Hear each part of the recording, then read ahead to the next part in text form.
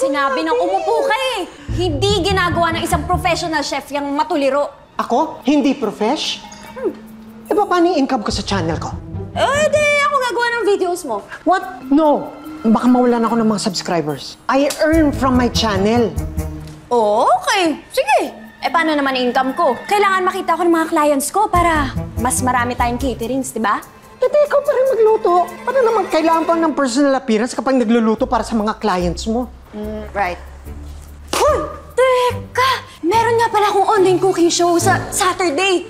No, di pwede. No! Buti nga ikaw, yan lang ang problema mo. Eh ako, paano ako susunduin ni Sean for prom on Friday? Ay, hindi. Bumalabs yung Sean na yan. Green flag naman siya eh.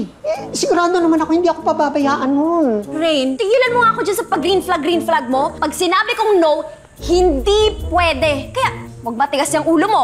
Eh, ba't pa ako magpapaalam kung hindi naman papayag? Ba, natututo ka ng sumagot ah. Wala kang ang ginagawa dito sa bahay. Puro ka lang cellphone.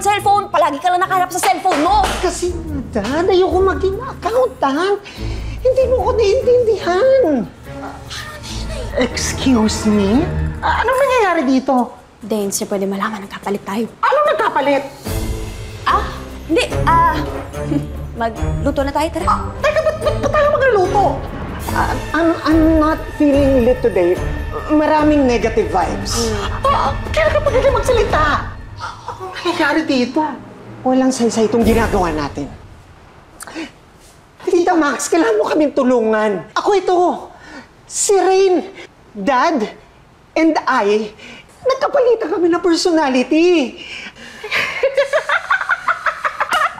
Naku, siguro, may nakatag mong camera dito, ano? Pinaprank niyo ako, ano? Naku, wag niyo ako pinaglaro-loko!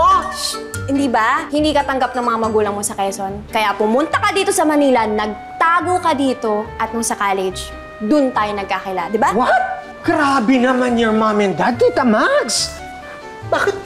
Bakit mo alam yan? Bakit Tita Max? Tita Max! Uy! Tita Max! Tita Max! Tita Max!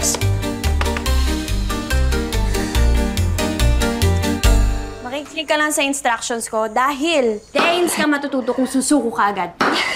Dad, It's giving disaster. I cannot. Baby, i-push mo na yan. Opportunity ng daddy mo na mapasama sa show na yan. Kaya go! Sige na, ulitin mo.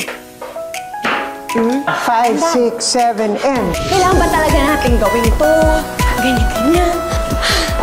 Ay, kung gusto mo, wala akong may sasabit na dance video sa PE class ko. Okay lang din naman, babagsak ako. Gusto mo ba yun? Dali, ito pa. Yuck! Kadiri! Dati ko talagang pangit ng choice of fashion.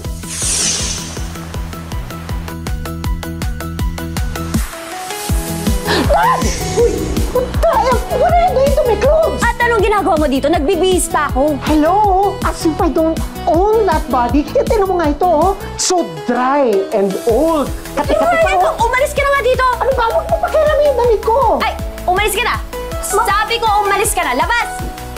Isa! Dry and old. Pangit ng mga damit mo. Ayoko na neto, Maki. Yung music ko, play mo. Copy! Play. Ito. Alam mo to. Side. Shake. Side. Hindi ako papasa dito. Shake. Then, up. Up. Up. Then, ulit. Shake. Ulit. Shake. Kadiri naman ito.